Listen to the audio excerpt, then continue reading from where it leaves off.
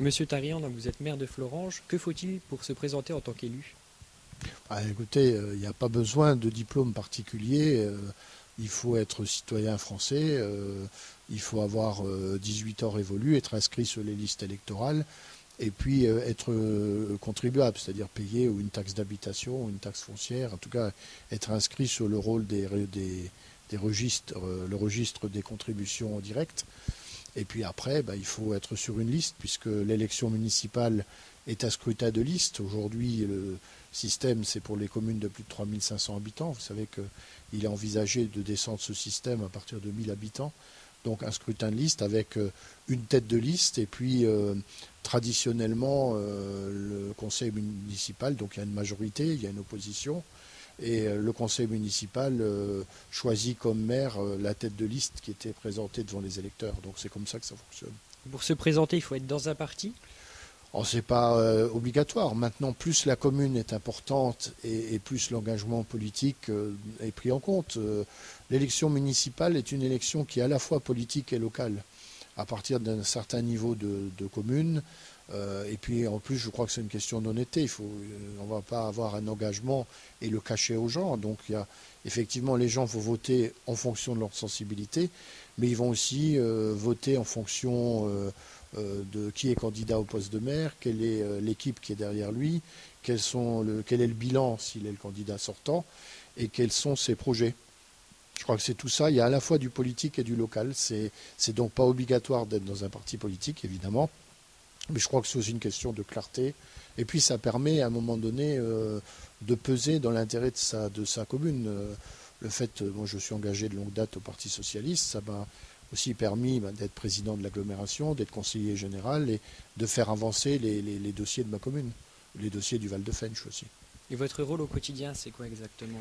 Le rôle, il est très diversifié. Vous savez, le maire est l'exécutif de la commune. Le conseil municipal gère les affaires de la commune. Donc c'est bien sûr le budget, ce sont les travaux, c'est tous les services à la population, les écoles, l'état civil.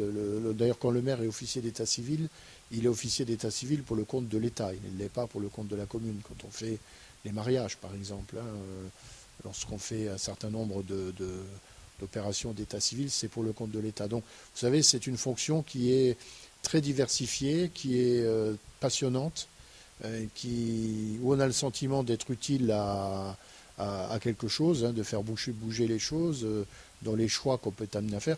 Je voudrais dire aussi que c'est un travail d'équipe, parce qu'un maire, sans le conseil municipal et sans ses adjoints, il ne peut rien faire. Il a besoin d'adjoints, un adjoint aux finances, un adjoint au sport, un adjoint à l'école, un adjoint à la culture, enfin dans les différents domaines de compétences. Mais les adjoints, qui sont élus aussi par le conseil municipal, n'ont de responsabilité que par délégation du maire et sous la responsabilité du maire. Donc c'est aussi un travail d'équipe, il faut le souligner. Et comment c'est rémunéré? Alors il y a non pas un salaire, il y a une indemnité qui dépend de la taille de la commune, qui est votée par le conseil municipal et qui d'ailleurs, je disais tout à l'heure, c'est pas un salaire, mais ça s'y apparente de plus en plus, puisque bien sûr il y a des impôts dessus, maintenant il y a les cotisations sociales intégralement. Donc ce que je peux vous dire, c'est que en fonction des responsabilités, du nombre d'heures qu'on y passe, je ne suis certainement pas la personne la mieux rémunérée de la mairie, loin de là. Et on ne fait pas ça, évidemment, par rapport à l'indemnité. Et d'ailleurs, j'ai beaucoup de collègues dans des toutes petites communes qui ont de très lourdes responsabilités, pas de moyens, ou très peu de moyens, quelques agents, mais pas beaucoup, et qui font, c'est quasiment du bénévolat pour eux. Bon, nous, ce n'est pas le cas dans une commune d'une certaine importance, mais on est très loin de rémunération correspondant aux responsabilités qu'on a exercées, à la fois dans le mandat et également responsabilité personnelle. Vous avez quelqu'un qui tombe devant un bâtiment public parce que là, ça a été mal déneigé, c'est le maire qui est responsable. Vous avez un problème dans un parc de jeux, un gamin qui se blesse, c'est le maire qui est responsable. Donc vous voyez, il y a beaucoup de responsabilités.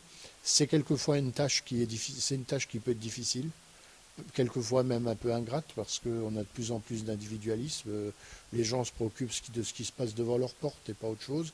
En même temps, c'est le mandat auquel on tient le plus parce que c'est le mandat le plus proche des gens et c'est le mandat où on se sent le plus utile.